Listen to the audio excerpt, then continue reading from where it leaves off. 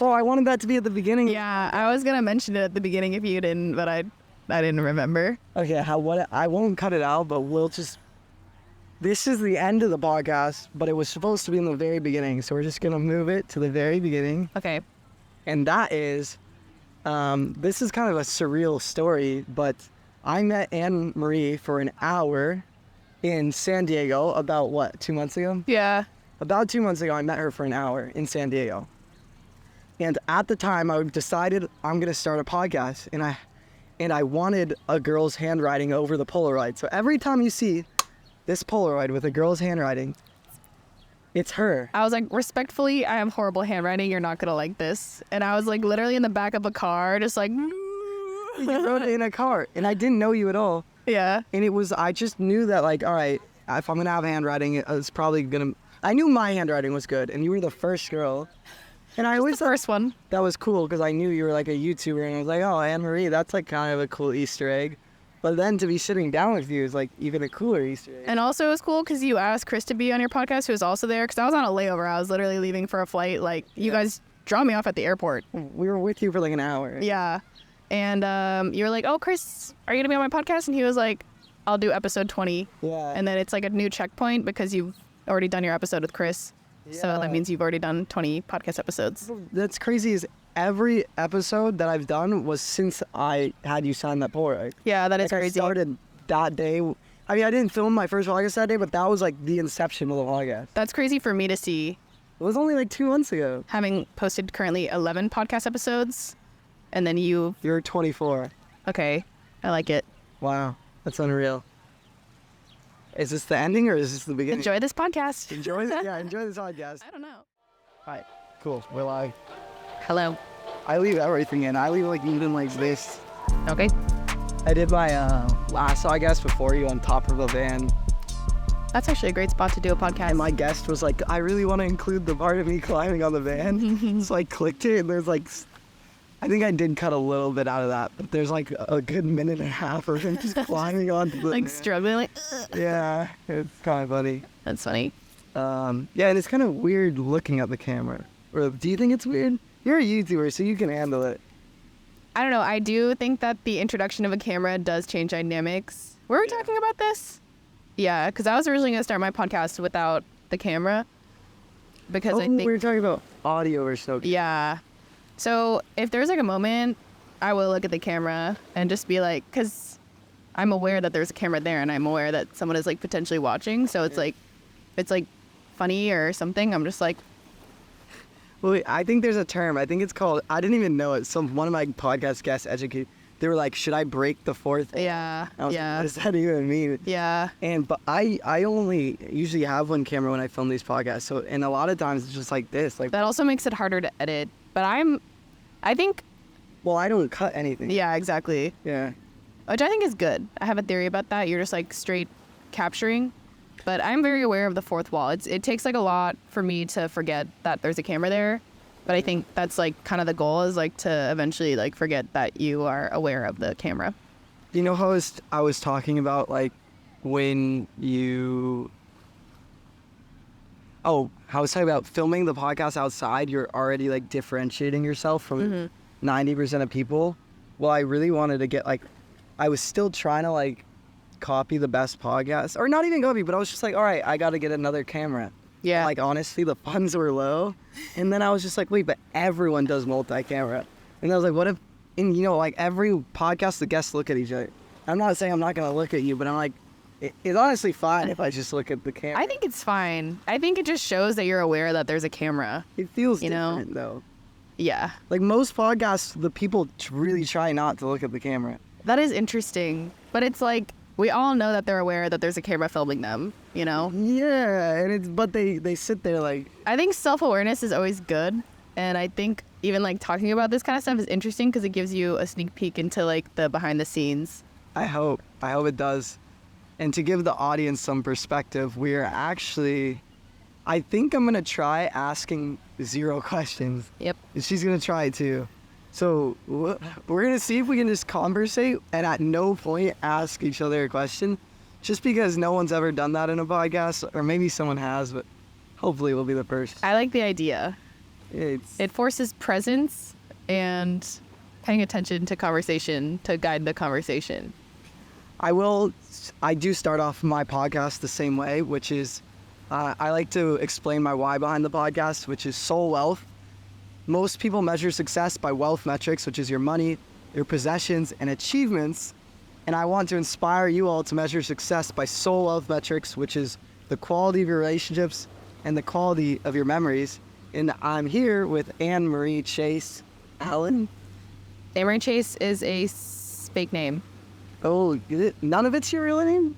Annemarie is my real name. Oh, and why is Annemarie? Oh, wait. Hold up. Don't answer that. Annemarie Chase. Anyway, she's a YouTuber of 11 plus years. Yeah, it'll be 11 years next month. Dude, that's crazy. You're young, too. Thank you. Yeah, 11 years? Wow. I remember she was telling me the other day that she did a ad with Logan Paul in Walmart like 10 years ago. He was the counterpart. Walmart.com. That was like my first brand deal. I got really lucky with YouTube early on. And they flew me out to LA. And there was like a mom, a daughter, like a girl, and then a guy. And he was like, I was like the tech girl, and he was like the guy, because it's like for shopping for back to school. Yeah. I didn't meet him. I think, yeah, it was Logan Paul. And I remember watching his segment, because I was like so uncomfortably awkward, because I had to like kind of act, and I was just like, I can't do this. And he was like literally like jumping off the bed and like doing crazy stuff. Like, I think literally at the beginning of his career. That's insane, but that shows how long you've been around. Yeah. Wait, so I was going to say that I think you're one of, I think you're one of the best examples of soul wealth. Because you've been in this industry for like 11 years and you're so humble. Like, I don't ever feel Wow, thank you. like you look down on anyone, me or anyone, and you embrace everyone. And even I listen to your podcast with Danny and some of your other stuff, and you are very much just about like the love of the art. I am. Well, first of all, I love your definition of soul wealth, because I feel like I try to live my life like that. And yeah, I've been doing this because I see it as like a long-term goal, like, or just like, I think it's an extension. I think everyone, when I started like 11 years ago, I was like, I think everyone will eventually have like their own digital presence. It's like an extension of yourself. And now it's kind of confusing because it's like a job and a career to so many people. And I mean, it's like my job and my career now, but I do just see it as like a digital extension. When you started YouTube, it wasn't a career. No. It was like a hobby. Some people did. Literally, I didn't tell a single person that I did YouTube because it was not like a cool thing to do at all. I even felt that like 4 years ago when I posted a vlog, and then it almost actually, it really affected my vision of YouTube, because I started YouTube 4 years ago, and within 2 years, I think I was one of like 3 or 4 kids in my high school who had a YouTube channel. And then I went, now it's like, I mean, we went to an event and every single person, 60 people in the same room, and 90% of them have YouTube channels, and it almost, I don't know if you felt this way, but I almost felt like it, just basic economics, more people doing it, the less value it has. Like, it felt less special. It felt like I was taking this risk, and now I'm just kind of doing the same thing that a lot of people are doing. That is really, okay, so when I started, very few people were doing it, but I think there are pros and cons to people entering the space more. Like before, I think you had like influencers or people with like followers who I hope we get that. There's like a train of people who are about to walk in front of our camera. Either behind or in front. We'll see. Oh, we'll see here. Yeah. Okay. You were talking about how when you first started, no one did it. It's really hard to focus. I had a good thought, I think, but it left my brain. I think it's good because it's so hard not to jump in and like redefine the question. But I have OCD, so when I commit to not asking questions, I'm like, okay, I can't do it. That's fine. Okay, I think it's good. YouTube is very good. Okay, no. Okay, it was cool because a long time ago, I've always been like in my friend groups, I've always been known as like the person who does YouTube.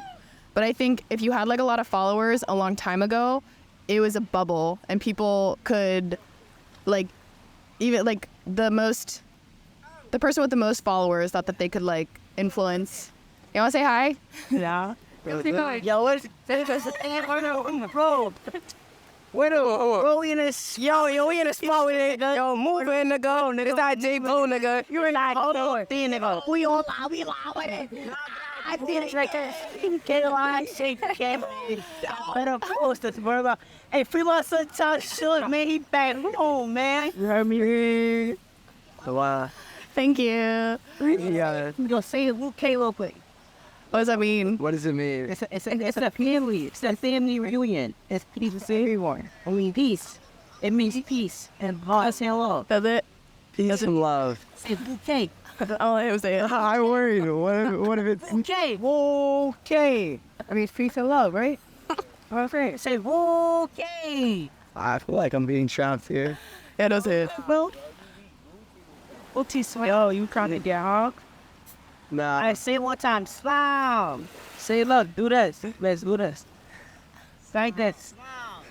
I think Annemarie wants to. See you like that. You got it. Yeah, you did it. My God. It's so type of right. Oh yeah.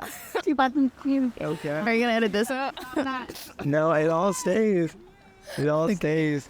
Okay, guys, we're gonna go back to my thought. Okay. Real moment. Okay, but I'll explain something while you're thinking. Wait. If you truly want...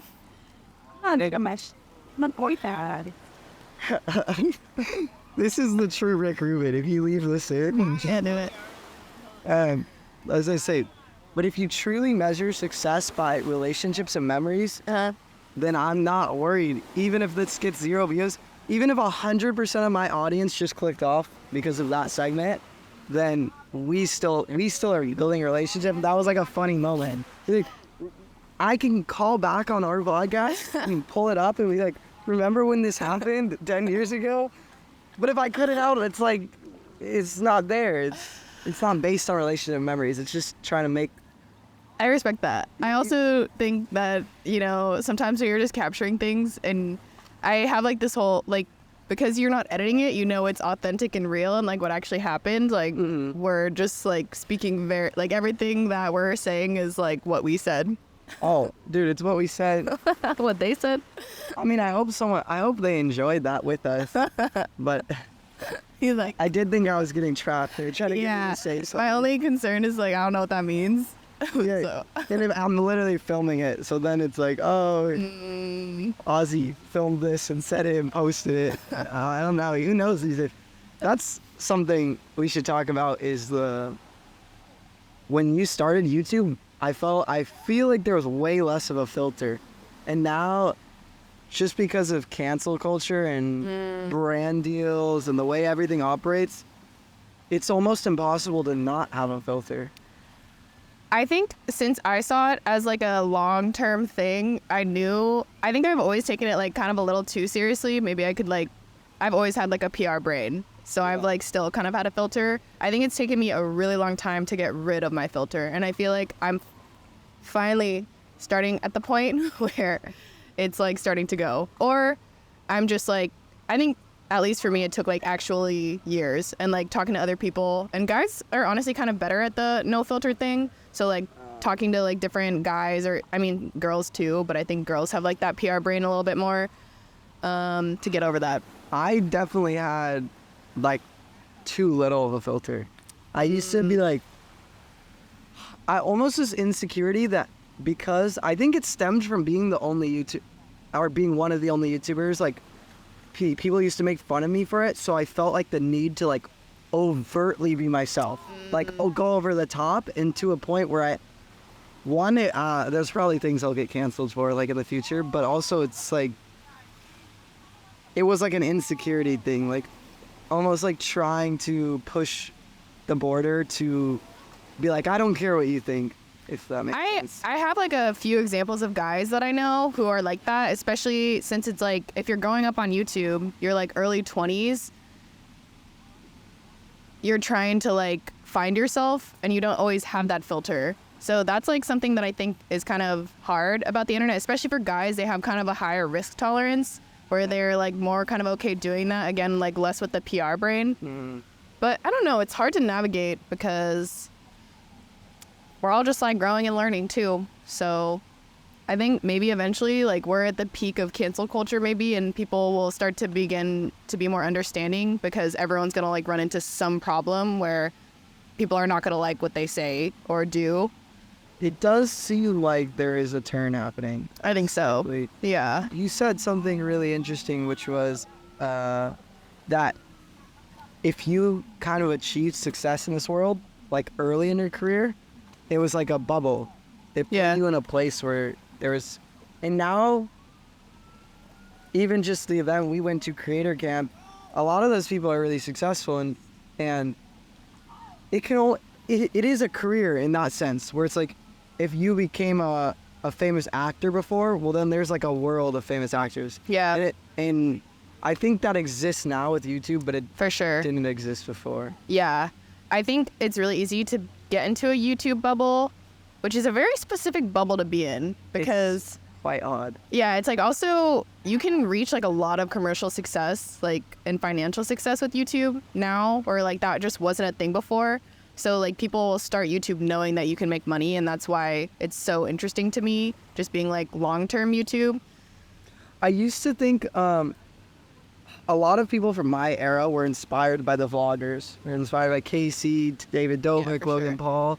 And then a lot of people, including myself, feel this almost lostness because they feel like that content doesn't exist on YouTube anymore, or that it's and I used to, and I still think a big part of it is just emulating the top, which is like maybe the Mr. Beasts of the world. But now that you explain it, I actually think it all does come down to money, because it's like a lot of those people that my generation or even your generation we looked up to, like they did YouTube out of passion, and now it's fully seen as a career. And not only is it fully seen as a career, it's seen as a better option than most 9-to-5s or even going to school. So it comes off as sorry, I'm getting distracted again. So a lot of people enter this industry with money in mind, you know? Exactly. I'm famous, yo. You are. What's your name? Top man. You do have like a movie famous face. Yeah. You really do. Yeah. Amazing smile. Yes, the recording. Yeah. So, it's a podcast. See, my foot is short tunnel. Hi, Jess. You also have a nice face. Nice eyes. You too. Thank you. Don't hurt me, man. Very. Okay. Yeah, that was like a really hard distinction for me because I've talked about this with Kelly Stamps, actually. I mean, I've talked about it with a lot of people, but I like the way she describes it is some people are doing YouTube for the heart. She's like, for the heart and love. And some people, like a lot of people just do it for the money. And I used to kind of think that, you know, like one was better than the other. But I mean, it's just like kind of what it is. It's like, it's a career path now. There's a quote in the Rick Rubin book that I really like where he says, the second you create art with the intention of the audience or money in mind, it is no longer art, but it's commerce. Yeah. And there's nothing wrong with commerce. But I think it's confusing too for the viewer, because that's why I encourage like everyone to create content so you understand like the behind the scenes or like the motives of like why you create. But I think it's confusing to just see like some people are there for the art, and then some people, like authenticity is a big buzzword now. So It's like, oh, I'm like authentic and vulnerable, where like years ago when I started, it's just like you didn't think about the branding of like being authentic, where it's like now people can kind of like, I don't know if hoodwink is the right word, but for some reason that popped up in my brain. Yeah. Like it's like kind of bamboozling just to gain the audience trust or like to create this narrative. I think there's like a lot of narrative creating now where it's like before we didn't think that hard about it. Yeah, and even like you said, authenticity isn't just me being authentic. It is part of building the brand I want to build. It's like, oh, you will get better brand deals if you hold to being authentic, or you'll get better conversion on your audience buying it because they'll trust you more. But Yeah. in the past, it was just like there were some people who chose to be more authentic and some people. And also like, oh, I need your trust. That means if like you're in a PR crisis, someone's gonna do everything that someone who makes like millions of dollars on YouTube will do everything to maintain their squeaky clean image, whether that means like lying or being like dishonest. Yeah. Where it's like you don't have those types of motivations if you're just doing it for like the art. That's or, like, really the heart. interesting. Ryan, one of our good friends, Ryan, was talking to me about take like a dad who goes to their 9 to 5, whatever. They work their long, hard hours and Yeah. come home and they go into their garage. And in their garage, they have like,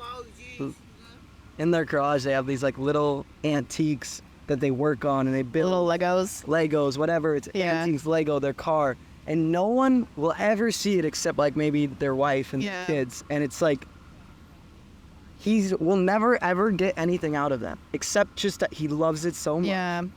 that he wants to spend his hours outside of work. He wants to spend his money outside of work to just keep doing it. To me, that's what YouTube was. Like 10 years ago, it was like an escape.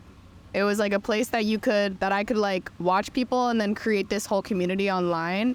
And now it's like not an escape anymore. So my relationship has also changed with it. And I don't think it's a bad thing, but it is like super interesting. It used to be this thing that like really few people knew about. And then I was literally just creating and everyone around me just had no idea. But I was just like, oh, this is like a whole world that I'm building. And it was like my own kind of world. Now I find that in like other things, like I'll journal or like maybe like blogging would be that. But yeah, it's very different. Like it's changed a lot just like through. It's really interesting that you bring up journaling. I almost think of YouTube as a digital journal, and this is like kind of a hard topic for me, but my mom used to like see my videos and she would be like, oh, you said this in your video, it was something personal to me, and she'd be like, but you didn't tell me about it. And she would use my videos as like an example for like, oh, you opened up to strangers online but not to me. And it would always upset me because I'd be like, no, like I'm doing it, like this is my journal, this is my digital, Yeah. like it's for me. I've always felt comfortable talking to a camera. Yeah, I'm the same way. Like I'm an introvert by nature, but I actually had a really similar experience where I was like sexually assaulted by my cousin, and I made a video about it because there was like a Yeah. Brock Turner case, you know, like the Stanford like Yeah. swimmer guy, and it just like kind of triggered something. So like I made a video, and I thought they kind of knew because I remember like when we were like 4 or 5, I was just like, oh yeah, we told them about it, or my sister did. But my mom was like, yeah, I didn't know the detail of like what had happened. So my it's kind of gosh. weird. Like I think videos, intense. yeah. I kind of see videos as like a digital diary as well, but sometimes it's even interesting because I think it's like maybe even I know that like certain people watch it, or like I know that my family's watching it, so I have to like keep that in mind. I would never create something that like I wouldn't, you know, want them to see, but it's not meant for them. It is like my digital diary, but it is like a form of communication now, which might not be a good thing because then it's just like we're all gonna be super indirect, but Yeah, that's a hard one. I feel like it's really hard, especially going through your young 20s when you feel like you're doing all the things that your parents shouldn't know about. yeah. And you're like, but you were trying to build this authentic brand, so you want to tell your audience, you want to Yeah. tell your viewers. But I remember like when I went to college, it's funny because I don't drink now, but I was like, oh, I'm going to show the drinking and the party life and everything. But then I would second guess everything I posted because of what will my parents think, what Yeah. will they think, and I feel like that led to some just mediocre videos because you're creating based on your perception of how everyone else. Yeah, that's a hard thing too, because it's like with the PR brain, if you know you shouldn't be posting certain things, or like you think that either it's like not brand friendly, or like it's, if you're trying to get a job, like, oh, how will this reflect on me? That's like a big debate that I have, because I think I try to be as authentic as possible on my channel. And I try to be like, you know, if you meet me in person, I would want it to be the exact same way. But It's when you talk to Danny Miranda about Sneeko, it's like that is a podcast topic because you almost have to address it because you know they will have an opinion. But if you were talking to me and there was no camera, like, you know, it wouldn't even be like, you'd just be like, oh, I met Snakeo. But now it's like you're worried about people's opinion. And I guess that can come into conversation if you don't like know someone, you don't know how they'll react. But it's... Well, that's like so... Do you get what I'm saying? Kind of. Like, okay, so there is like a creator whose like origin story involves like Sneeko, but he knows since he's such a controversial like character on the internet, he like debated going back and forth like including him in his story, and he just decided to like omit it. But to me, that's erasing history or not telling like the full story just because of like the backlash you might get. Where it's like for him, he's just like, well, this is my brand, like I don't want the backlash. So to me, like it even kind of comes down to like a moral like thing. It's like, I see it as like lying by omission kind of. I agree with you because I don't even know if this is true. Like, I'm not a history guy at all, but I've always heard like, oh, America writes their textbooks in one way and they leave stuff out. That is a thing that I think content creation shows you, is like you can tell any narrative you want. That's why I love involving other people, because it's like we're both here right now. Those kids walked by, you can vouch for that. If like, I mean, this is not a big or a good example or a big deal, but it's like we would completely cut them out. It never happened. You know, I think that, especially with like the narrative and the authenticity thing, like I think I try to tell truth as much as possible. And I think I mean, there is like, this is like a career. So there is like a level of like, okay, I don't always want to show this, or like, I think it's important to keep certain things for yourself. But I also think it is weird, like even censoring like comments, like, I don't know, like there's... I haven't, right. I jumped in and now it's okay. Forgetting. Yeah. But yeah, I think it's important to like know how to create content, because you can literally take any story and create any narrative that you want. And for me, it's like, I think honesty is like really important to me, like truth.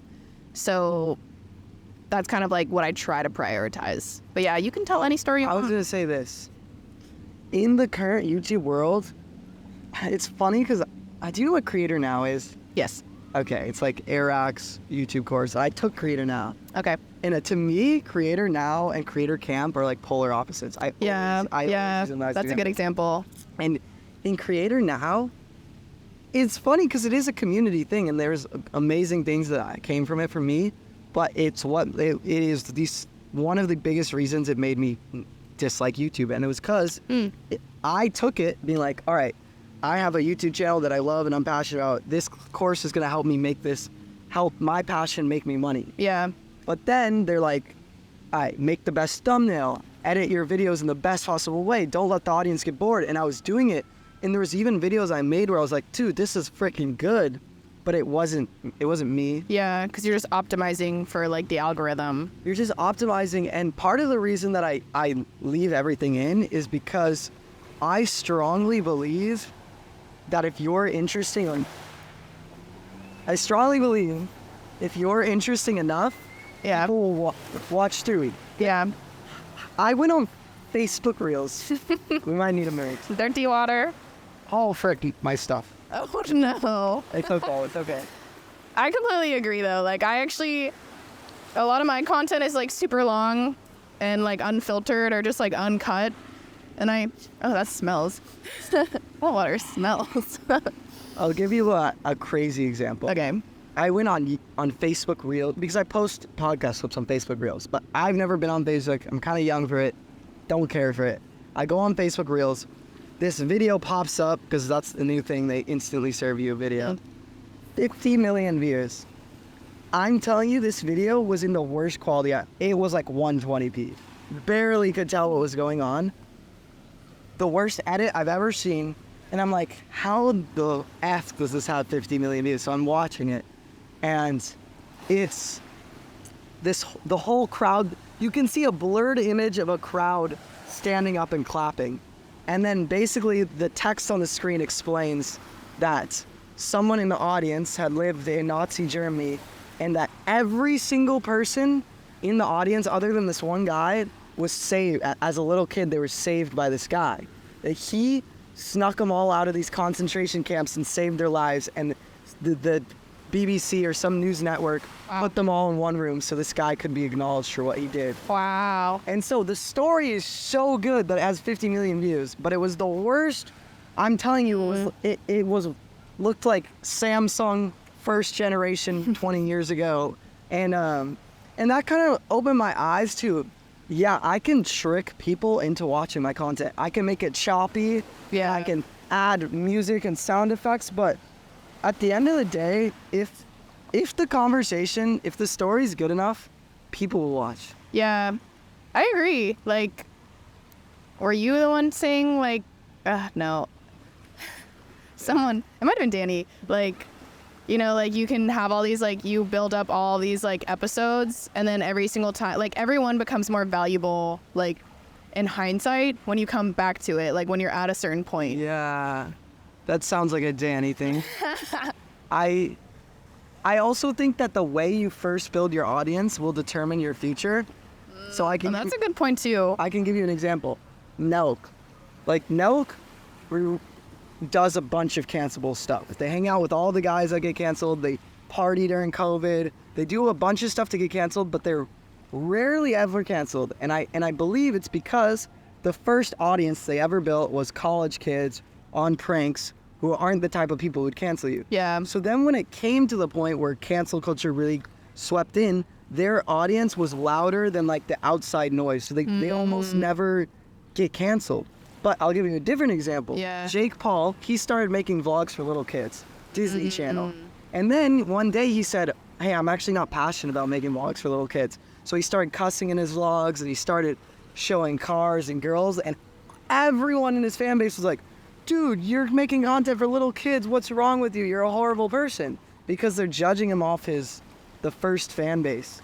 That's a really good point because I think especially if you have the PR brain where you're filtering like every single word and thought, like I started with kind of college vlogs and like school vlogs. So I have like a highly educated audience that are smart. Yeah. And I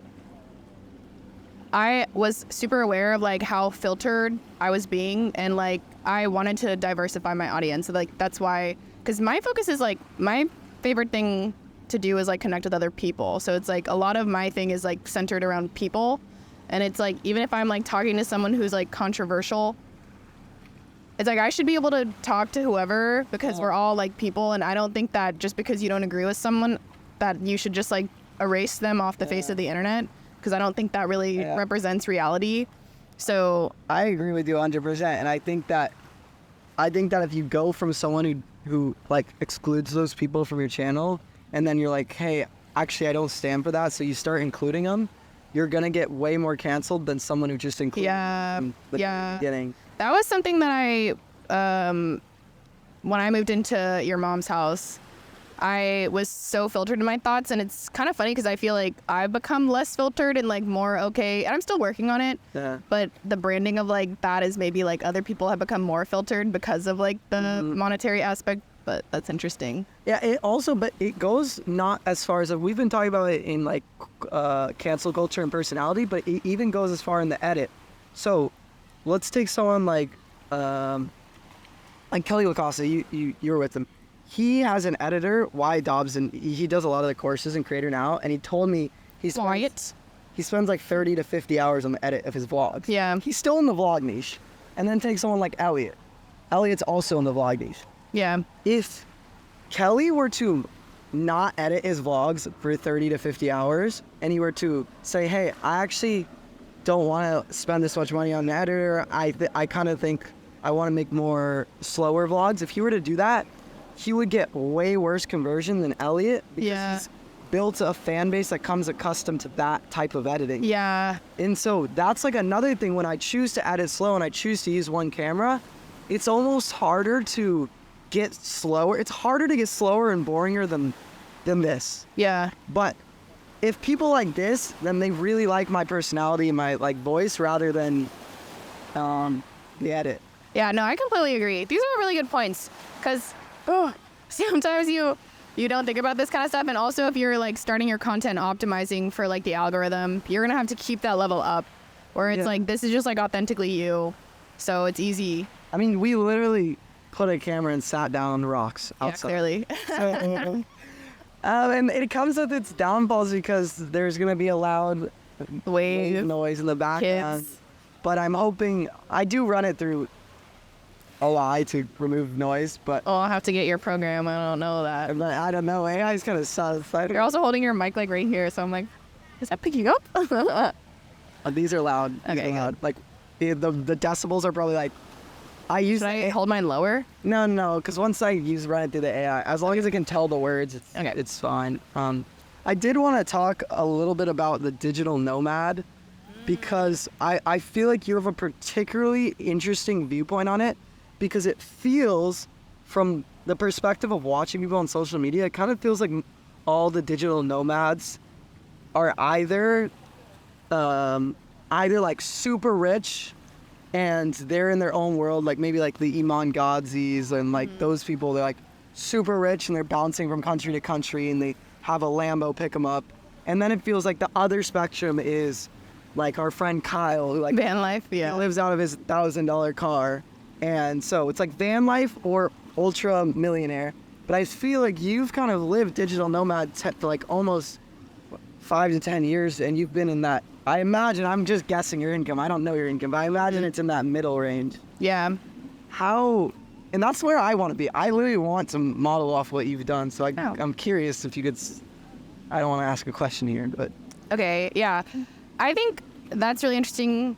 Good question. I like this topic because this is something I've been thinking a lot about because for me, I'll take like New York as an example. Like what I've been coming here, I've probably been here like 9 out of the 12 months of the year. And like, think about New York. It's like record high rent prices. Yeah. Very expensive to live there to the point where I'm like, I think I could maybe make it work and like figure out how to get a year-long lease and pay like when I was here, I was paying $3,000 and I was like paying the least amount of rent. Like that was the cheapest room. Wow. And that to me, it's like, I don't want to create a lifestyle because I think a lot of people fall into this trap of New York where it's like you have a fire under your ass because you have to pay rent. And it's like, I think it's so really cool that I can come here. I'll be here like for the whole month this month. So I'll be paying like $1,100 for like 20 days to stay and just like take over my friend's place and like lease her apartment. And there was like 1 week last year when I moved out and I was like, I was like sad about moving out because I really wanted to come back. So I filmed like 5 videos in 1 week and then posted it throughout the summer. Like I went back home to Alaska, was able to like edit 5 videos and post that throughout a month. It's like you can make it work and like use the pros and cons of like different places. Like I love being in Alaska in the summer because it's like you have endless sun and it's like the best place to be, in my opinion, for the summer. But it's also like, and then you could also like come here and be here and you don't have to like commit to the lifestyle of like just being in the rat race. There's an interesting thing. I'm using our friends as an example, but I'm almost happy that I have not numerically made it because, like, for example, I'm here in New York City and I cannot afford hotels for 2 weeks in New York City, but I have so many, and this goes back to measuring success by relationships, that people are offering their couches up to me. They're, come here. And I'm going to make way better memories with each of those people than if I was just like staying in a hotel and meeting them for like an hour over coffee or whatever. For sure. It's almost like you isolate yourself as you become more numerically successful. And an example within our group is like, take like a James SEO. James is on the peak of his career. He just collabed with Mr. Beast, his hero Logic, Dana White, and he lived in Utah with all his friends. And he's like, all right, I did Mr. Beast. I'm going to the next level. So he moves to New York. And I'm not here to say like he's never gonna have a good time in New York, but he was talking to me and he's like I almost have this gold medal syndrome. I accomplished a lot of my biggest ever goals. And in order to like keep that momentum, I moved to New York where there's way more creators, but in a sense he like, and I'm all for moving away from people. I'm not like saying like, oh, he's a bad person, he moved away from his friends, but it's like he did kind of go, all right, what's the next step in numeric success and you lose a lot of those like relationships. Whereas someone like me or Chris, like we're here and maybe Chris has way more gold medal moments than me, but it's like, it's still couch surfing. It's still like, and yeah, I think me being even in New York, because I sublease like from friends. Yeah. So it's like I have to have a big network of people. Like I literally went into a coffee shop. I'm making this video, Synchronicity in the City. So I've been going to this same coffee shop because like 2 of my friends recommended it. Yeah. And yesterday, or like the day I got here, the day after I got here, I ran into this girl who used to go to my school, like at USC. And then I was like, oh yeah, I'm staying here for 5 days. Then I have to go to DC because the next place isn't available until like 4 days later. So I'm like literally staying at 3 different people's places who all like trust me and know that they can like offer their space to me, and I'll like make sure I won't like, mess it up. And then she's just like, oh, like you could just stay at my place. Like it's crazy. Like I think that's an example of like soulful wealth, because it's like I have a huge network of like friends where like you can't really honestly like do whatever I'm doing unless you have like that network and that trust. And I actually would go as far to say that there's people who have a lot of money who would probably wish they could do something like that. Yeah, and it's cool too because it's like I can like, this is like, and we're in Williamsburg right now, and I've only ever like stayed in the city, like East Village, Lower East Side, Tribeca, Chelsea. Like I've been able to explore all these like little different neighborhoods and like actually see how people live in all these places, where it's cool too because it's like a new environment. Like it's really like you get to changing. experience each culture. Yeah. And there's something I wanted to say. Oh yeah, the soul wealth. A lot of people. So I met a bunch of creators this week, and so I've explained the idea of soul wealth about 1,000 times. And I love it. One of the questions people keep asking me is, how do you quantify that success of relationships? Because You don't. Just kidding. And I think you gave a really good example. Oh yeah. Is that you're in a city that you're not from, and people. I think I know how to quantify it. Yeah. Because I come to New York and I like I'm not a big planner. I'm a very go with the flow person. I'm trying to get better, but like whatever. I don't plan art. I go to New York and I text like my friends that I'm here and they all make time to see me. To me, that's like success. Like they will make sure that they like get dinner with me or whatever. It's like I can come to the city and never, like I can have a full schedule and not have to plan anything because my friends like value me that much, or like they appreciate seeing me that much. Yeah, that's a really, really good example. Thank you. For people wondering how do you achieve that, this is something I've been telling a lot of people. I don't want your opinion. Okay. Most people cut off time with friends for work. So Yeah.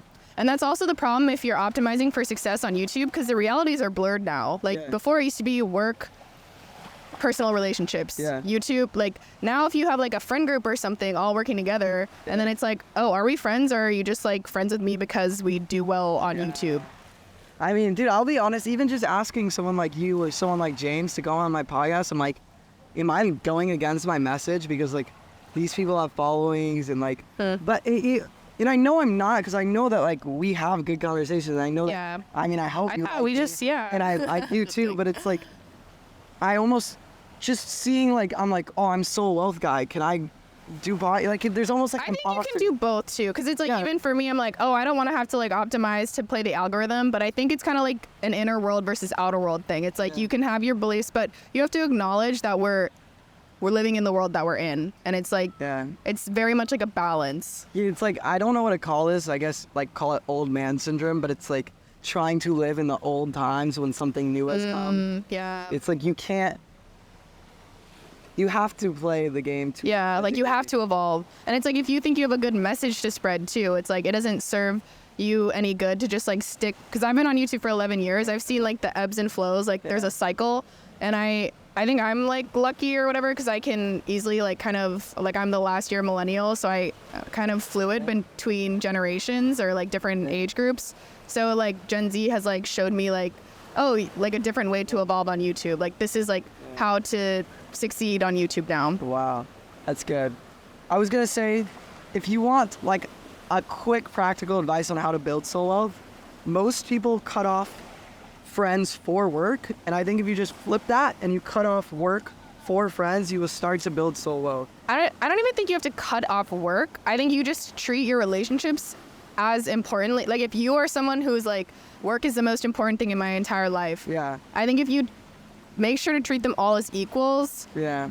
then you'll develop that. And it can take years too.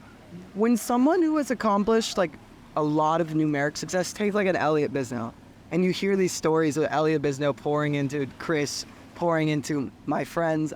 Like I've heard all these crazy things where Elliot Bisnow's paid for someone's hospital bills, or he buys someone a flight, or he flies someone out, and it's like, dude, this guy's a tens of millions of dollars, and he would make the time for like these people like that. I feel like that it speaks so much about someone's soul wealth. Yeah. The more numerically successful you are, giving away your time becomes even like it speaks louder. Yeah. In a sense. I agree.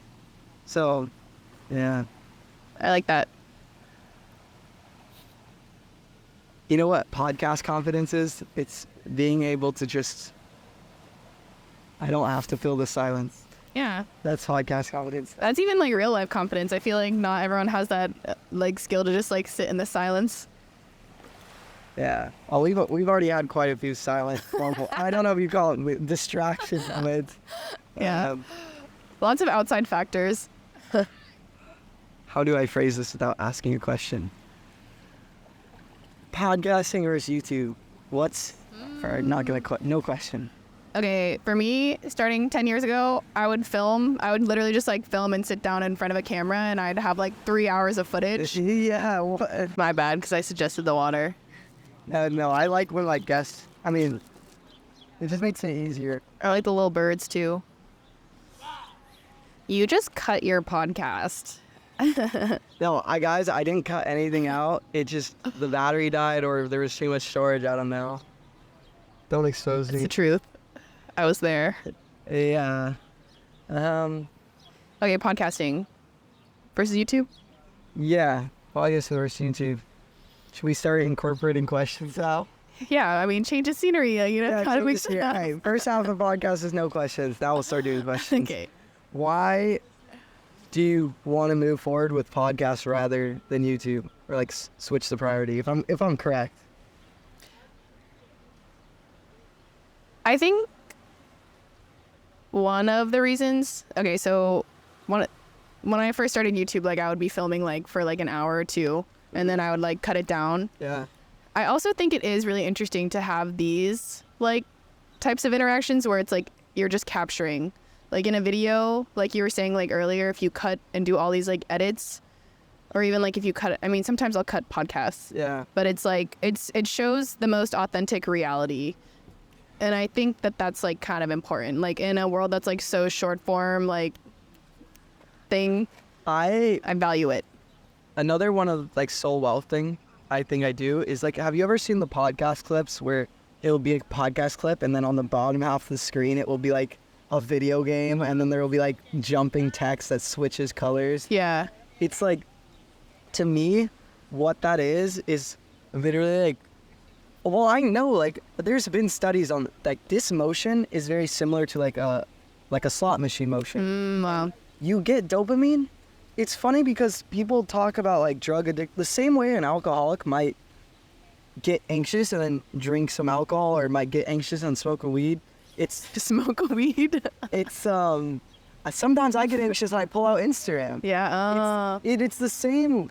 The drug reaction's the same in our brain. That is actually a thing that okay, so I was born in 96, and I think I had my childhood, I didn't have a phone, The iPhone was introduced in middle school, and that's why I feel kind of bad for Gen Z, and there's like, this was like an intuitive thought, but there are higher rates of suicide and depression for Gen Z, because I think what happens is you're constantly looking at your phone, you're constantly being fed information, and it's an extension of yourself where you could be anxious and you don't even realize it because it's just like always been there. Yeah. And even like for thoughts, like we were talking about how some people don't have internal monologues or internal voices. I think it's because you can constantly be in a world where you're just constantly receiving whatever algorithm or whatever thing that your phone is providing you, where you don't actually have to take the time to think at all.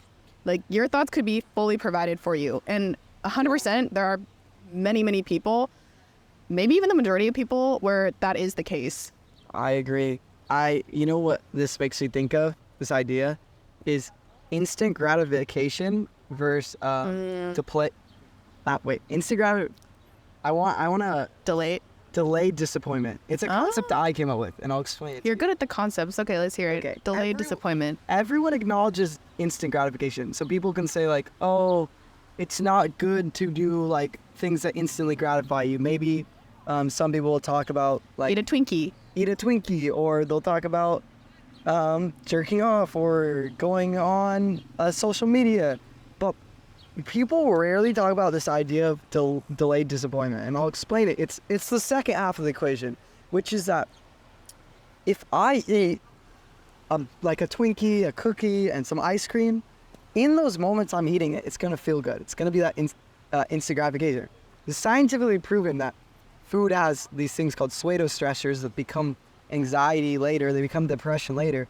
So if I eat this food now and then in an hour I feel depressed or anxious, here's the issue is that I'm probably not going to associate that depression with the action. I like that. And when you have that enough time, so if what you're eating causes you depression, and then what you're watching causes you depression, and then what you're doing causes you depression, but it's all delayed, you don't go, hey, I'm feeling depressed because I consumed all these things. You go, hey, I'm a depressed person. Yeah. And I need a solution. And also, you just don't have a connection. You lose your connection to your body, like, entirely, I think.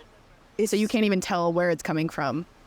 It's, like, super... Even just the knowing opens your mind. I took awareness. A stress class in college. And this is where I learned about food giving you stress and the pseudostressors. Never in my life had I ever associated anxiety to food. I just personally had it. The second I took that class... Now I know when I eat a food, I know it made me anxious. Like I know when food makes me anxious. And it was just simply the awareness, which is crazy too. I mean, it happens, I'm using food as an example, but it's just as prevalent with your like phone is in the moment, it actually takes away your anxiety. Like yeah, you're thinking and then you can go into this world and you can leave your anxiety, but then in an hour, maybe you get super anxious, but you don't credit it to that.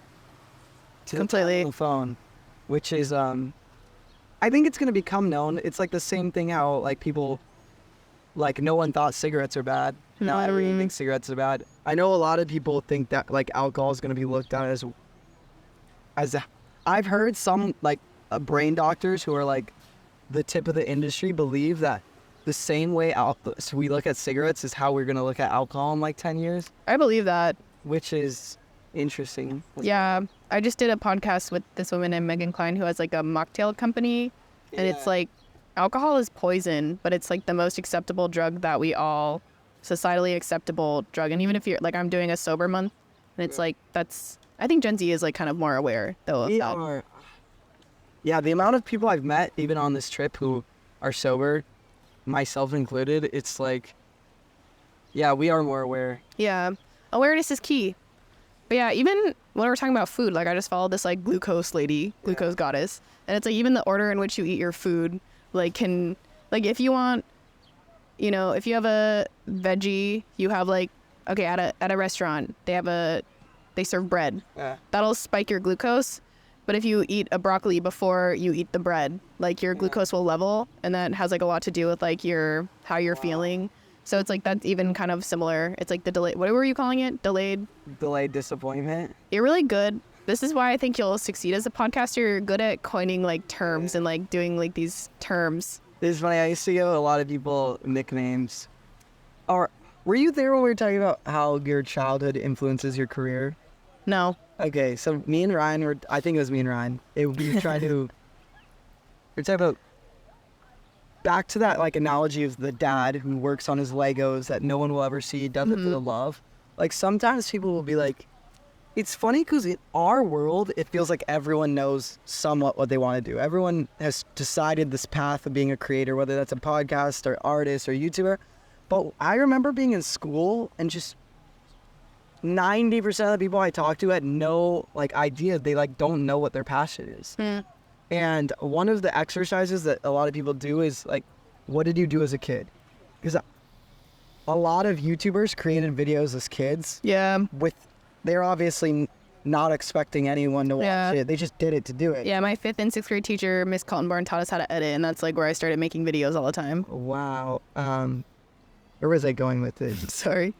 Oh, yeah. But I was going to say, you know what's a really, like, I did a really, like, weird form of creation, but now looking back on it, I can see why I am the person I am, which is when Snapchat first came out, I was literally a Snapchat artist. So when Snapchat first came out, I would take pictures of people's promposals, like they would be on like Instagram or something, and I would like, cause I don't know why, it would have been way better with Photoshop, but I wasn't even aware of Photoshop, and I would like Outline? I would like change people's prom signs. Yeah, really? Say other stuff, and and this is where I said like when I was younger, I was not as aware, like I didn't care. Out of insecurity, I was kind of bullied, and I think that like I saw, because people would make fun of me and there was like a laughing thing, I think I saw that as like a way to get ahead, was like making fun of other people. Like I would laugh at the expense of others. Now I always say laugh with others, not at the expense of others. But I would make these prom signs, like, all right, take pictures of people's prom signs, and I would just make them say like the most ruthless stuff, or like, just, you know.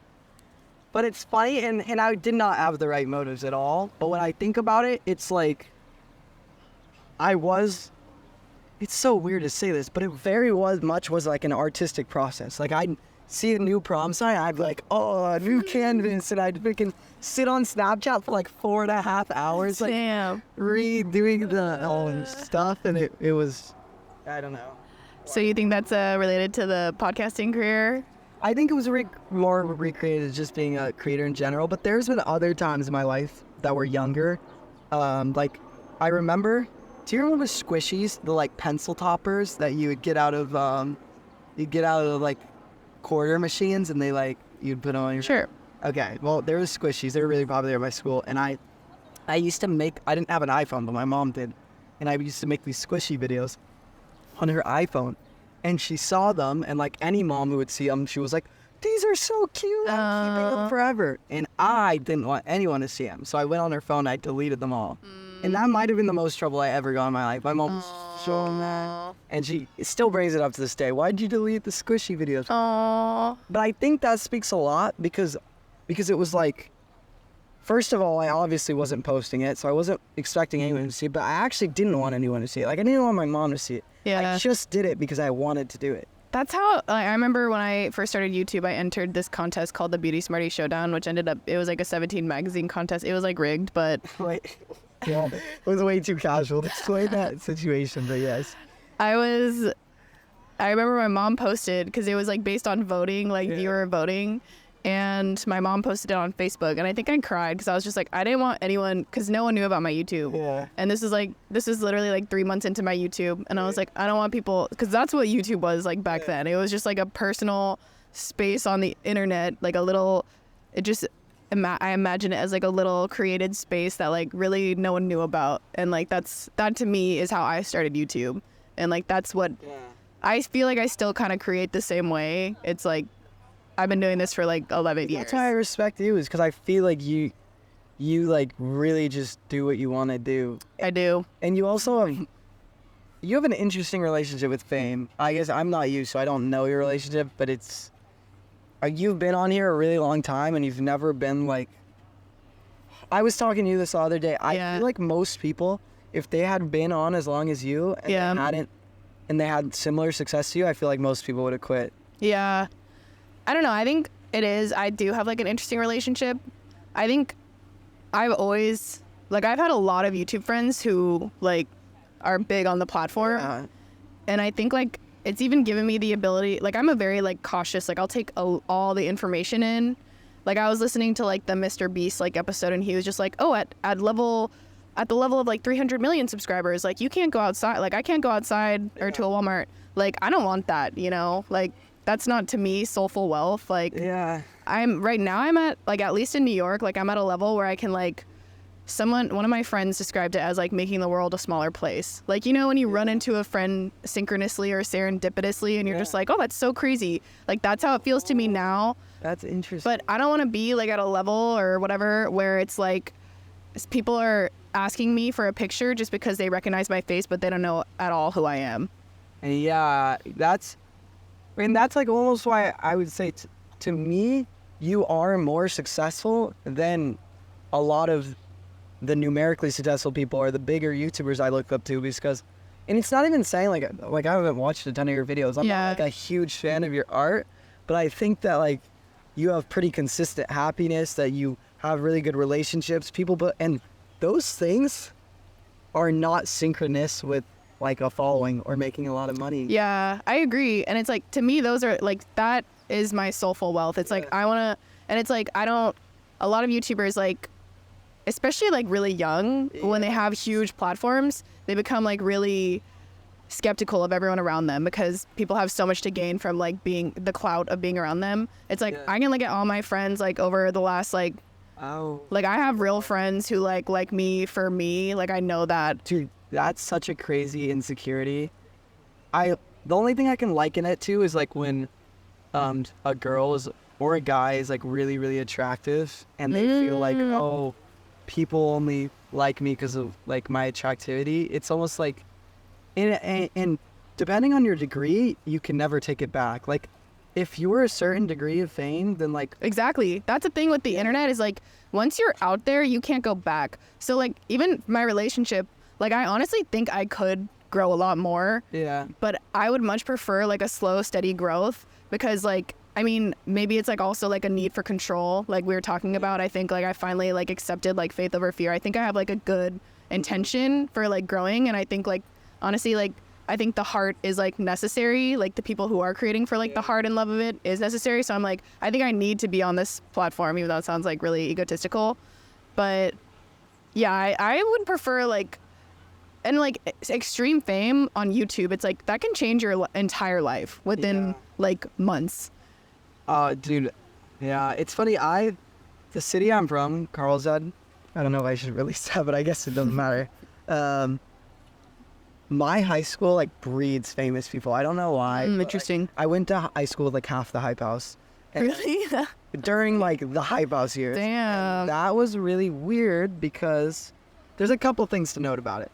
One is because I would see a lot of the kids, like I would see them online getting tens of millions of views, and they would come home and I'd see them at college parties, and a lot of them weren't happy, and a lot of them were insecure, and that was like an eye opener. But then the other thing was, I'm a big like numbers guy. I've always been naturally good at math, and I was an economics major before I jumped out. Oh wow. But multifaceted. Yeah, I mean I'm not. You're multifaceted. You are too. Thanks. I got years on you. That's such an awkward compliment. Your smile's nice. But what was I gonna say? Oh, but so like at least 4 or 5 of the biggest TikTokers in the world at the time came from my high school, and then there's a band called the Sunroom that came from my high school. A band called the Happy Return that came from my high school, and I used to feel that statistically, the chances that another person comes from my high school would make me insecure. I was like, I can't make it of all these people. Like, it's gonna cut off somewhere. And it's funny because later people told me, no, you're in like a lower end bell curve where like, if you're around all those people, you're more likely to be successful. I don't know which one's true or not, but now what I feel about it is that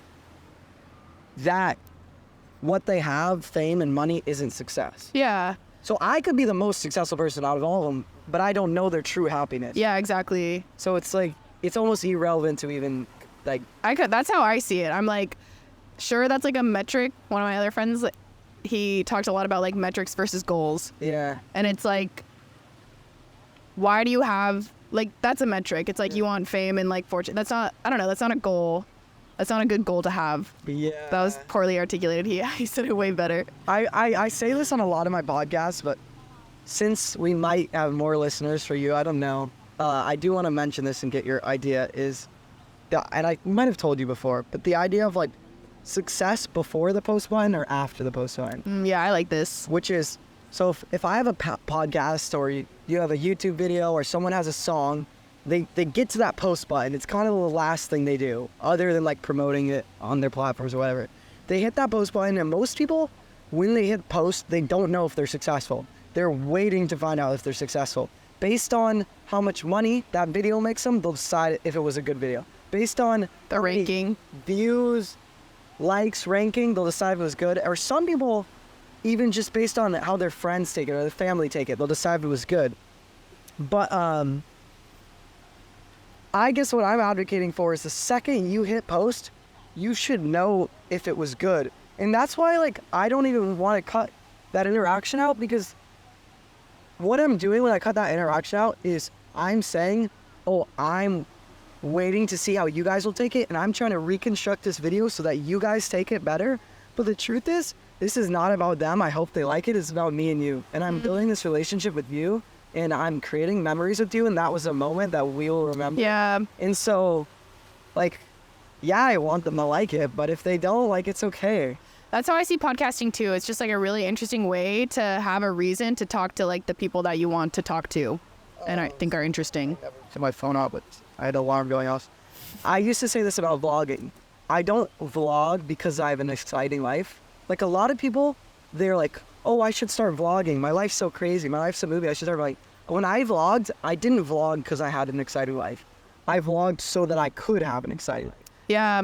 I'll give you an example with a vlog, which is that if I'm hanging out with my friends and we're not vlogging, we might just do the same shit we always do. Yeah. If I feel this need to, like, well, I gotta make an exciting vlog, well, maybe I suggest that we go skydiving, or I suggest that we do this and this. And I think I've lessened my opinion because I don't think everything needs to be so grandiose, but Yeah. I do feel that that mentality is right. And I think you can even take this podcast as an example, is I probably wouldn't be hanging out with you or sitting down and having a conversation with you right today here if there wasn't, like, a podcast. Yeah, I see it kind of like as a designated space for conversation. It's like, Yeah. I see that I thought of my videos. I think I wrote in, like, even my college essay or something that, like, vlogging has allowed me to be more adventurous and, like, reach outside of my comfort zone. And it's also, like, especially if you involve other people and it's, like, your video, it's actually a really good way to, like, create your own reality, like, be the director of your own reality. Yeah. That's something that I really realized, like, in this last year. It's like, if it's your video and people want to be a part of it, like, you get the entire say of, like, what happens or doesn't. Like, as, like, a youngest sibling, if we went, like, on vacation, like, I wasn't making the decisions, and I'm, like, very go with the flow. Like, I'm kind of fine with that. But for a lot of things, it's like, oh, I maybe would be the best person to, like, plan this trip or, like, do whatever, or, like, you know, because I'm thoughtful of, like, what everyone wants to do. So in that way, it's, like, a really cool way to shape your own world if that's, like, something that's hard. Building your world. Yeah. There's so many things I want to talk about, so I'm trying to pick one. Okay. I'm building my world right here. Yeah. Picking what I do. That idea we talked about with the after, like, measuring your success after. Ryan said something really interesting. I was gonna use his latest video as an example, like the. Yeah, I say it. I don't know what he titled it because I watched it, like, before he posted it. The rise of Asians in Hollywood. Yeah, I think you're right. Like, that video he showed me and I was like, holy shit, this is incredible. Like, it literally made people cry. I just briefly talked to him in Creator Camp. He said something about, like, how YouTube is, like, just not pushing it. Yeah. Like, to him, that should, as soon as you press publish, which also, by the way, like, I get, like, extreme publish anxiety. So I like that concept of, like, are you successful even before you press publish? Yeah. But to him, like, I told him, I was like, you should be really proud of yourself for this. Like, this is a masterpiece. Like, this is, like, telling a piece of history that I've never seen before. Yeah. But it's like YouTube doesn't reward that video, but he should still see himself as successful. Okay. I have something to perfectly encapsulate this idea. Okay. I have to tell you afterwards, though. Okay. Exercise. What was the best decision you made in the last week? To follow my synchronicities. Okay, why was that the best decision? Because, okay, so for example, I'm doing a video on synchronicities, like, I'm capturing because I want it to be, like, a very authentic. Yeah. And I randomly bumped into this girl who. Hold up. Can you explain what synchronicity is? Oh, yeah. Okay, so it's like a serendipity or, like, a coincidence or, like, a moment that creates, like, you're just like, this is so crazy that this is happening. Like, you couldn't, like, write a more odd or, like, better story. Yeah. Like, that's a synchronicity. Like, a way that, like, if you're religious or, like, spiritual, it's, like, a way, like, only God has, like, had this plan for you, probably. Or, like, set this person in front of you. Or, like, you overheard this conversation that's, like, super relevant to, like, whatever you're needing to hear. Okay, so practicing... Following synchronicities. Because I believe it's, like, a way that God or, like, the universe is trying to communicate with you and, like, push you to do. I 100%. Yeah. But why was it this decision? Why was it a synchronicity, or Why was it the best decision? Oh, because I secured the spot that I've been traveling for like the last 3 months. I haven't been in the same spot for like more than a week at a time. And I'm trying to like do my podcast, like make my videos. And so I was going to be like staying 5 days here, 5 days here, 5 days here. But then I just like went up to this girl and I started talking to her, like my old classmate. And then I was like, hey, I'm making a video on synchronicity. And she was like, oh, have you read The Artist's Way, which is where I learned of synchronicity. I'm writing my morning pages right now, which is journaling. So we had that, like even more of a synchronicity. And then she's like, my place is available until the 18th. So now I have a place to stay instead of like having to, in a neighborhood that I really love, instead of just constantly moving around. For the point of this exercise, I'm going to change Okay. the answer because it's going to be really hard to explain. Okay. I think you'll understand that. Yeah. So let's say I asked you, this is a really obvious example, but let's say I asked you, what was the best decision you made in the past day? And you said, ordering matka at this hole-in-the-wall restaurant. And I said, why? And you said, because it was the best matka I ever had in my life. Yeah. And it tasted so good. Your answer was kind of hard to break down, but I think it was on the same lines. And, and I'll explain it to you. I'm excited. This is how 95% of people do answer this question. Okay. Is that you tell them, ask them what the best decision, and they give you an answer, and you're asking them about the quality of that decision, but they tell you the reason that was the best decision was based on the result. Okay. So for example, you said the best decision was buying this matka.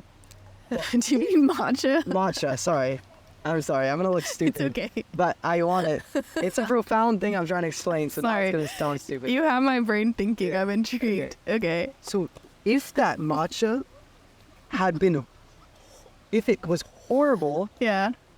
if it was horrible and it gave you food poisoning and you went home and you felt sick, and I asked you what was the worst decision you made in the past day, Yeah. you would have said ordering this matcha. Yeah. And so the point is that I'm asking you about your decision quality. The decision was the same. You made the best possible decision for that moment, but you will later on decide if it was good or bad based on the result, which is a bad, I was taught this lesson by a poker player, and it's bad because if you play poker and you play terrible cards that have low odds to win, and you win the hand, and then you go, oh, I'm playing this hand every time I get it, Yeah. you'll become a horrible poker player. Yeah. And that goes the same with life, is that if you, most people judge the quality of their decisions based on the results. So like Ryan could make this amazing video. Every single person who's ever seen that video says it's amazing.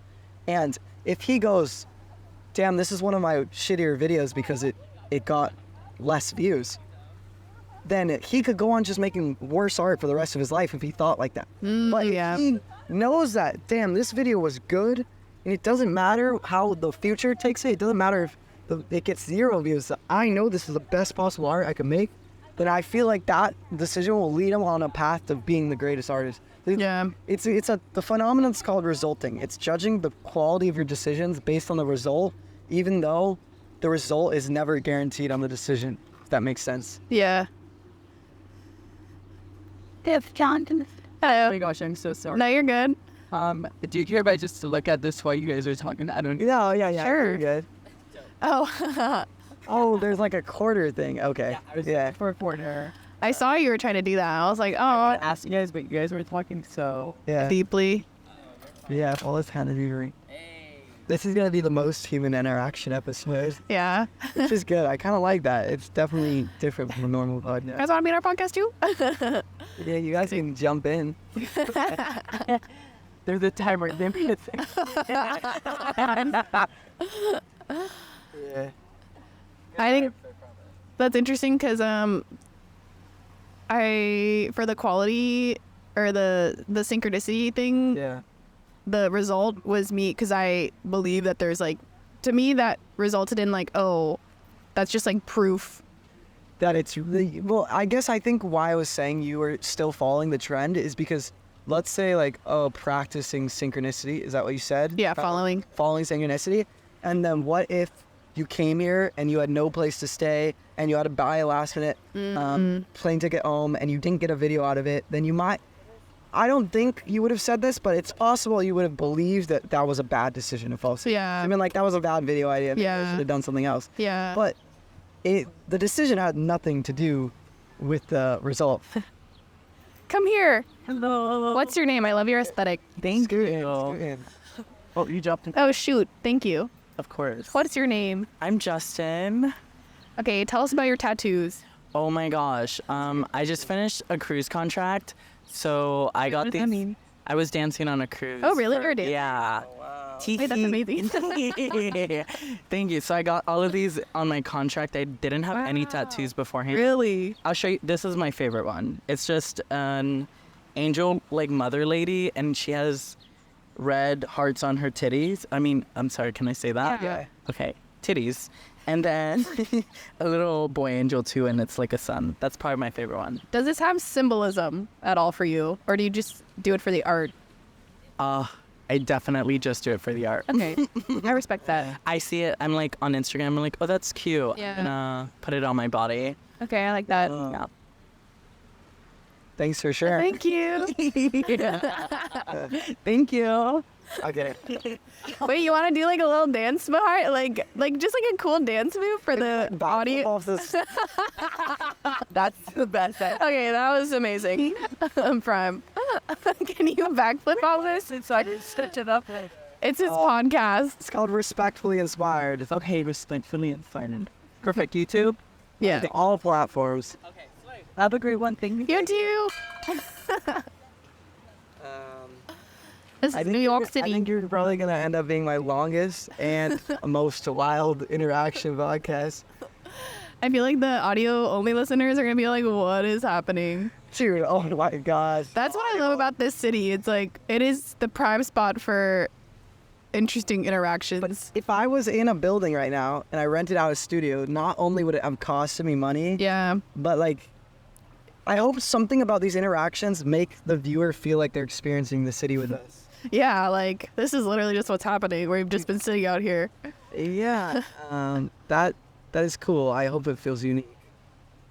You're like questioning your whole life. Existence. Cool. This is my first podcast in New York City. I have to say I love this city. Yeah, it's amazing. It feels like there's so much opportunity. Someone earlier today described it as very, when comparing to LA, we were talking about the differences between LA and New York City, and they said New York City is really inclusive, It is, yeah. which I think is one of the best. I feel like we live, and this is kind of what we've been talking about, but we're kind of in a loneliness epidemic. A lot of Yeah. people have been saying that. And it's, I mean, I'm really biased because I came here for an event with a bunch of friends, but it feels like it's so hard to be lonely here. I think it could be really easy because you could just like hole yourself up in an apartment and like get into a spiral. But this, I think, is the place where if you can get out of the loneliness thing or look outside of that, Yeah. like I agree. Like it's, I love that you don't need a car. That's my favorite part. yeah. Because it's just so much walking and like, I don't know. And I mean, there's so like good food places. Yeah, I want to get like a Korean something with you after this. I'm down. But I'm getting Korean with another friend. Oh, frick. When are you leaving though? Saturday. I'd be down. Are you leaving the same day Chris is leaving? I thought he was leaving Saturday, but I think he told me he's leaving July 4th. We could do something tomorrow. I really want to extend. I'm going to be in Brooklyn for James because I'm going Okay. to go with him. Okay. Just planning our life on the but I want to do a. Oh, James would be great to get Korean food with too. We could all go if you're in the area. Yeah, I'll be here tomorrow for lunch. Yeah, we could do lunch before the VOD. Okay, I'm done. You guys are invited. Yeah, he'll film that too. Virtually. Is there more? It's almost so much. Like, I like to be all soul wealth and be like, I don't care, but I do get anxiety. Yeah. Oh, what the frick is that? Bro, what was that, dude?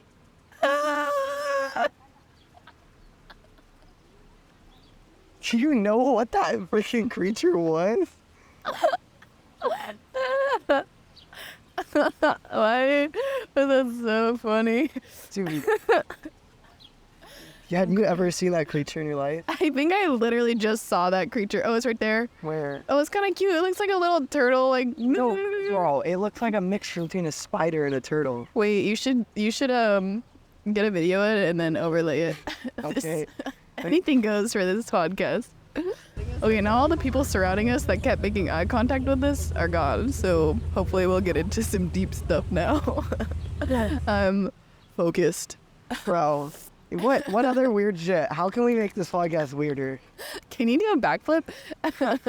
Is that a weird question? No. I mean, what But he's a dancer. It would have. Oh, dude. Yeah, this podcast is just gonna be. Well, I guess what I was saying is that like I do still, even though I'm the soul wealth guy, I still like think about like how the. Yeah. It's hard to really drop that, especially after 4 years of doing YouTube and coming from a creator now. Of course, like it was ingrained in me. Okay, I think of it a lot.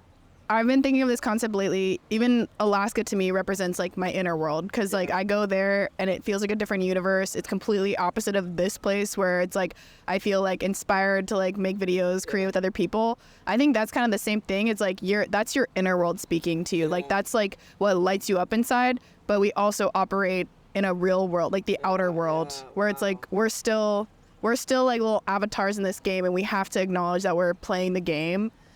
But it's like I think it can be both. But it's like you're right. Valuing your inner world more than like your outer, like what you truly like believe in. But you still have to do both. I was gonna say this episode is almost like therapy training for.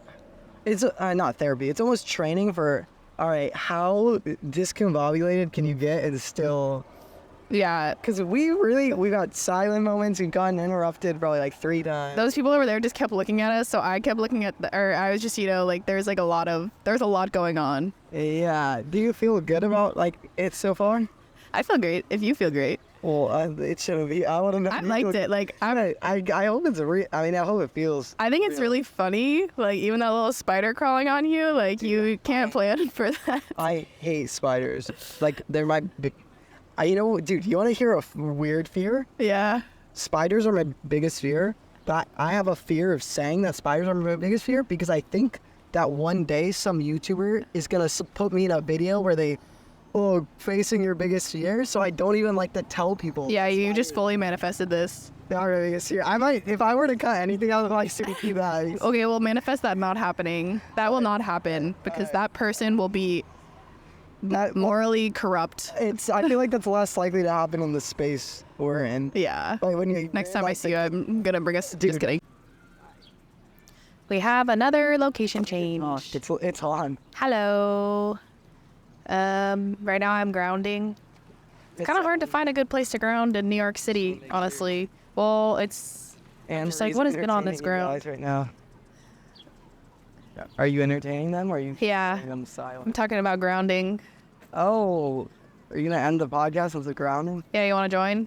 We were talking about grounding, weren't we? Yeah, we were. Bro, what if I put these on Thief Finder? I don't know.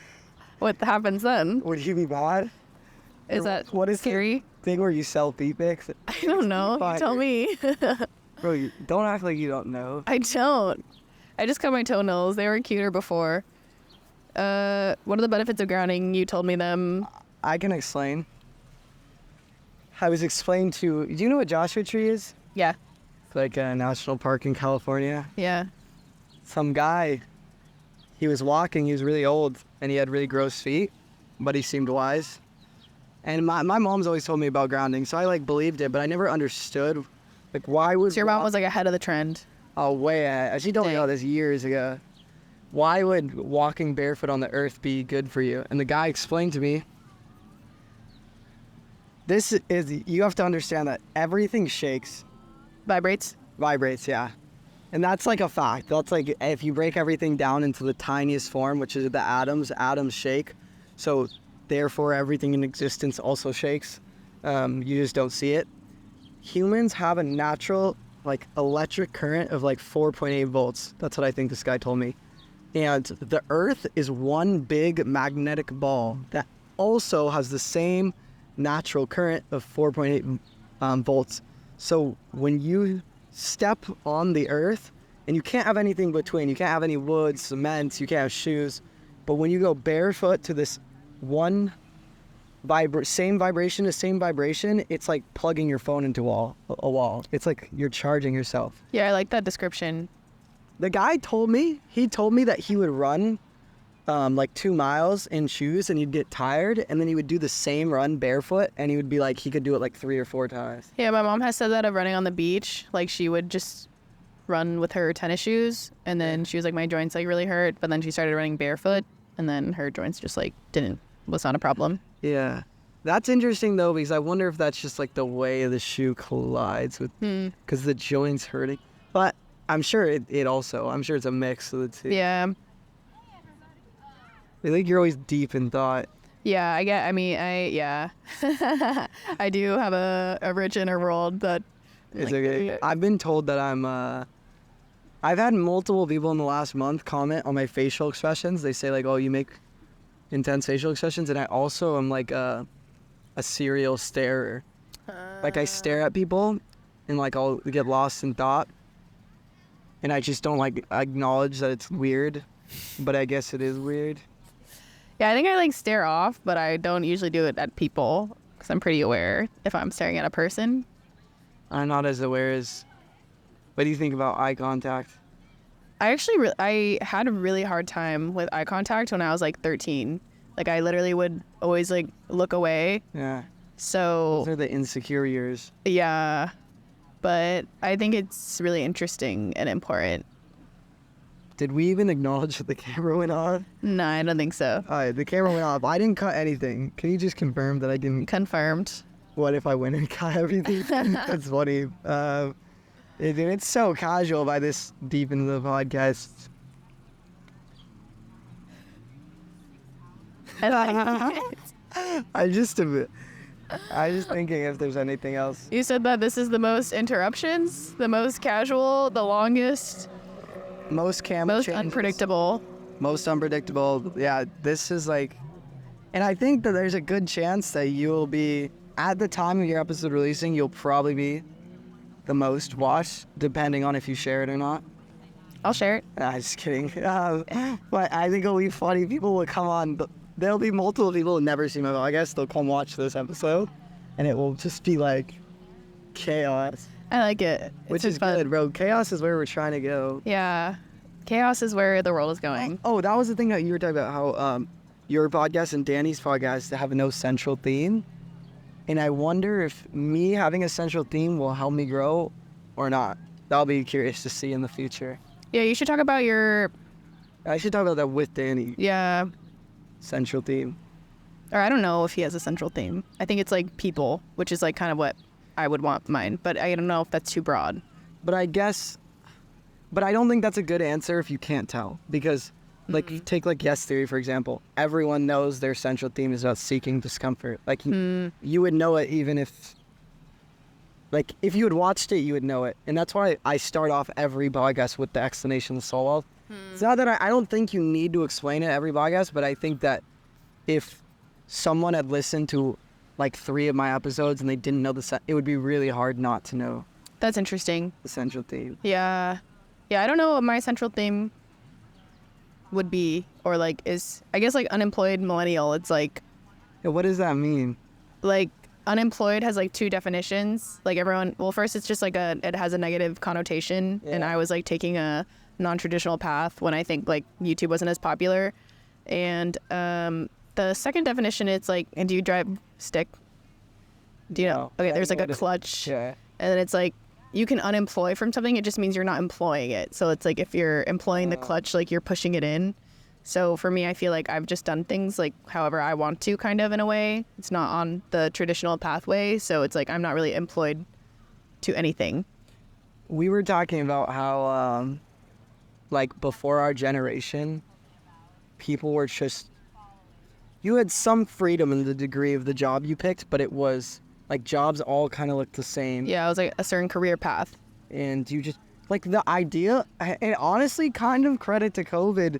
Like, COVID made people be like, oh, I can work where I want. Yeah, I think COVID was life-changing. That was like the turning point for me where, and I think, yeah, the entire world, where everyone was just like, oh, like, first of all, what are we doing here? Like, what are we working towards?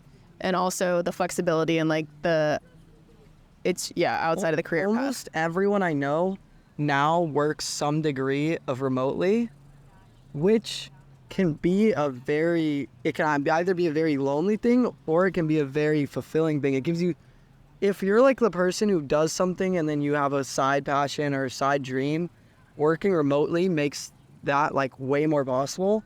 If you're someone who wants to travel but you can't because of your job, working remotely makes that way more possible.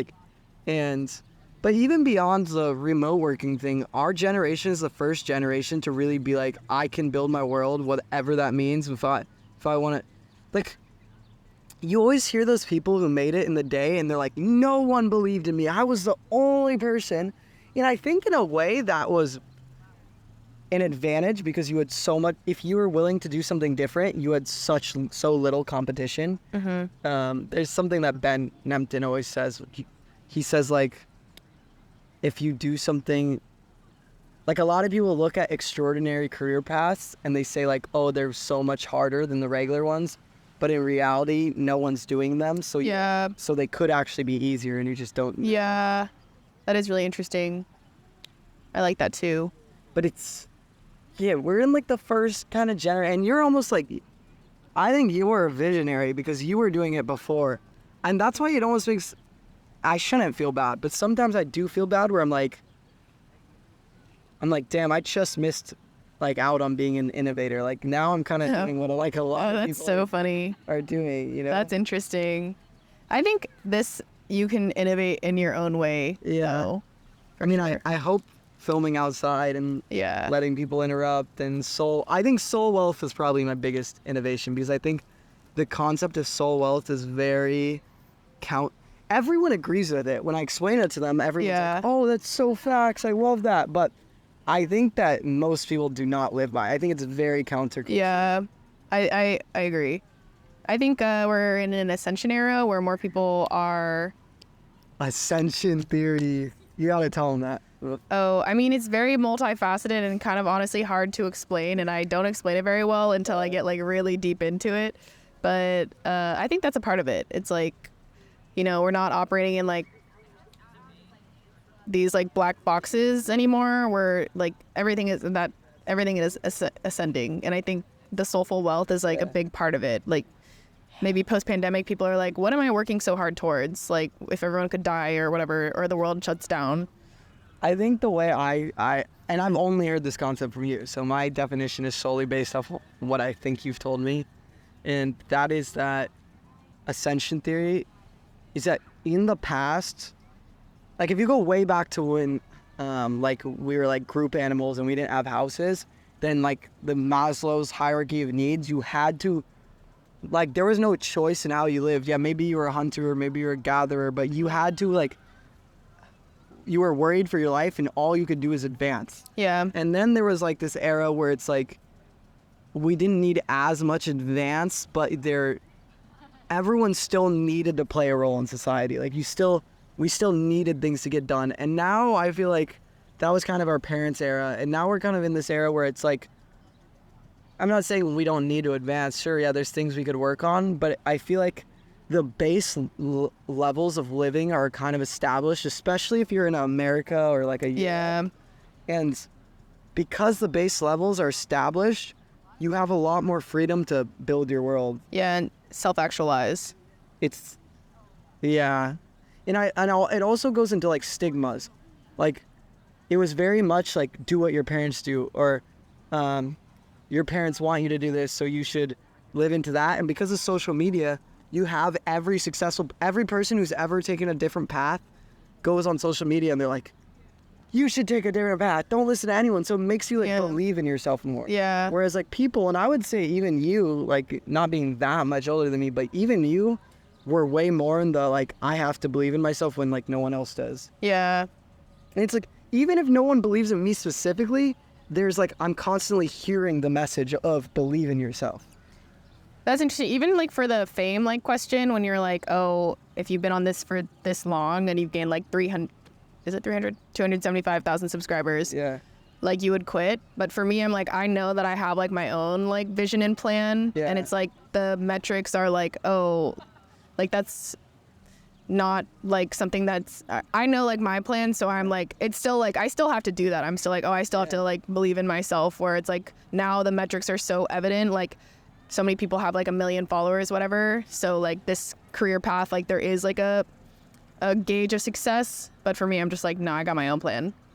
Yeah, I mean, you know what's interesting too is that your amount of subscribers, if you had that at the beginning of your career, you would be like insanely famous. And now that amount of subscribers is like it's on the lower end, which is just interesting. It's like even them like, I don't like to measure success by numbers, but even if you do, like numbers change, the value of numbers change based on the era. Yeah, and it's also like, it's like we're in a shorts era. Like this is a golden age for shorts. So like that's like an inflated number now, where it's like you gain 1 million followers via shorts versus like long form. It's very different. Dude, it makes me depressed when I see someone who has like, I know someone, the plunger guy, he like throws plungers on TikTok, and 1 million subscribers. He gets like 1,000 views on his long form videos. And it's not like, I'm not even here to speak on if his content's good or not, but it makes me depressed because it's like 1 million subscribers used to be this like huge thing, like it meant a big deal. But like now it doesn't really mean that. Some symbolism is like, I have one of the original, I don't know if it's the first version. Oh, you have the 10,000 one? No, I have the 100,000, but it's the $100,000, not $1,000 subscriber plaque. And it's like literally encased, like it's like a silver thing, and it's in a glass case, where it's like that's not even the same anymore. So it even kind of depends on like the era that you're like looking at it in. I think that's like a good visual. The same thing for the views aren't created equally. Like if you have 1 million views on TikTok, let's say your goal is to make money. If you have 1 million views on TikTok, you're trying to sell a product, you won't sell that much. If you have 1 million views on a long form YouTube video, you'll sell a lot more. If you have 1 million views on a podcast, you'll sell even more, because it's like the view of if someone wants to watch like a 6-second clip that's moving and has sound effects is very different than if someone wants to sit through a 2-hour with no music, no edits. Like that person, if you're still listening right now, you probably really enjoyed what you're watching. Whereas like you might have just finished a TikTok video and not even known what you're watching. Yeah. It's kind of like the thing where it's like fame of TikTok. It's like they might know your face, so they'll like maybe go up to you because they know that you're famous. Yeah. But it's like, do they even know your name? Have you seen, I went to VidCon last year, and they had these huge auditoriums for TikTokers with tens of millions of followers to speak at, and they were empty. Oh, so you saw that in person. I've heard that a lot. I heard it. And it's like, wow, yeah, I saw it in person, but I didn't even know. Like, I didn't know who was speaking. I was just like, oh, it's empty. Yeah. And then I found out later, they're like, oh, this is so-and-so who has whatever million. Damn, that's rough. I feel bad because I feel like that's gonna, like, breed insecurity. Oh, yeah. Like, imagine you're, like, grinding shorts and get subscribers, and then you can post a long-form video, and it's just... Yeah, that'd be heartbreaking. That'd be super discouraging. But then it's just, like, you know, as above, so below. It's like maybe that is... the outer world coming to terms with like the inner world, or like the reality of like what's happening. Wow. All right. Well, I'll ask you my outro question. Okay. Which is, it's a question to reverse or to kind of inspire the way people think about soul wealth. And that is, when you die, what do you want people to say about you?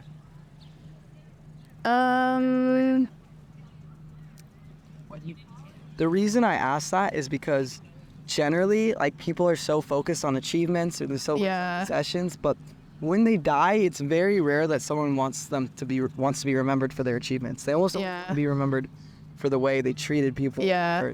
I think for me, like, I know that I've made a difference in people's lives that I actually know, like my friends' lives, whether that's like, I don't know, like an example, like one of my friends had a breakdown, and then after, like, I was there for it, and then he like got sober after that. So it's like small things like that where it's like, sure, maybe I make an impact on the internet, but I can actually like tangibly see like sometimes the impact that I have in like my personal relationships. And I feel like that's really amazing. Like, oh, I made an impact in something. Like it's like, you know, leave the space cleaner than you found it. I think I positively like impact people in a way that leaves them like better for like having met me. What would you want them to say though? Like if they could be in a room Like without you and you were gone. meeting her made me a better person or something. That's a simple answer, but it's good. It's good. You don't like that answer? It's so funny. I ask people this question and then sometimes people will answer it in a way I don't like. I'll like keep asking them the question. I don't know if that's like a bad thing to do because it's the question's for the person. Yeah. But sometimes it's just, whereas the first answer you gave wasn't like what people would say. It was just kind of your perception of. Yeah. And then the second answer was what people say. But I know me saying it's simple does not mean it's like a bad. Yeah. It just means it was simple. Yeah. We should make a thumbnail based. Okay. Should we do it closer? No, it doesn't matter. What should I do? I got all this. You're like them. I think the thing that all those and you have. Is this a part of the podcast too? I always leave it in. Well, I feel like you should do it closer, right? Right. Like this is what I do. Why? Why do we make it? Because then they can see your face. Oh, but hold on. I need to be. All right, you go do one. Because I need to cut it out. So if I can't be in yours. Why can't you be in it? And then you do If one? I'm like this. Hold up. We need to explain to them. Okay. Basic. If I'm here, and then I cut out a cutout of you, then it's gonna be like my arm inside your body. Huh? Bro, you should know this. This is YouTube talk. If I'm like this. Maybe you're doing it wrong. If I'm like this and I cut out your body. Oh, so you're not going to be in it. No, you're gonna be in it with my arm over you. So you're not going to be in the No, I thumbnail. am. I just I needed there to be space, and I didn't know if we got close if there would be that. Why can't you just make us a one unit? Oh, you haven't seen my thumbnails. Okay, I understand. Polaroid Wait, did between you the- tell that I wrote the respectfully Oh, inspired? dude. Okay, wait. We need to sit down and retell that. Okay. Oh my gosh. Oh, I wanted that to be at the beginning. Yeah, I was going to mention it at the beginning if you didn't, but I didn't remember. Okay, I won't cut it out, but we'll just. This is the end of the podcast, but it was supposed to be in the very beginning, so we're just gonna move it to the very beginning. Okay. And that is, this is kind of a surreal story, but I met Annemarie for an hour in San Diego about, 2 months ago? Yeah. About 2 months ago, I met her for an hour in San Diego. And at the time, I decided I'm going to start a podcast, and I wanted a girl's handwriting over the Polaroid. So every time you see this Polaroid with a girl's handwriting, it's her. I was like, respectfully, I have horrible handwriting. You're not going to like this. And I was like literally in the back of a car, just like, You wrote it in a car, and I didn't know you at all. yeah. And I just knew that, like, all right, if I'm going to have handwriting, it's probably going to... I knew my handwriting was good, and you were the first girl. And I always The first one. that was cool because I knew you were like a YouTuber, and I was like, oh, Annemarie, that's like kind of a cool Easter egg. But then to be sitting down with you is like even a cooler Easter egg. And also it was cool because you asked Chris to be on your podcast, who was also there, because I was on a layover. I was literally leaving for a flight. Like, you guys dropped me off at the airport. We were with you for like an hour. Yeah. And you were like, oh, Chris, are you going to be on my podcast? And he was like, I'll do episode 20. Yeah. And then it's like a new checkpoint because you've already done your episode with Chris. So Yeah. that means you've already done 20 podcast episodes. That's crazy is every episode that I've done was since I had you sign that Polaroid. Yeah, that is Like I crazy. started that day. I mean, I didn't film my first podcast that day, but that was like the inception of the podcast. That's crazy for me to see, It was only like 2 months ago. having posted currently 11 podcast episodes. And then you, You're 24. okay, I like it. Wow. That's unreal. Is this the ending or is this the beginning? Enjoy this podcast. Enjoy this podcast. I don't know. Bye. Did you end it though? No, it's there. Oh, so you're gonna do the ending for the beginning and the ending. I think I'll probably end somewhere during the Okay.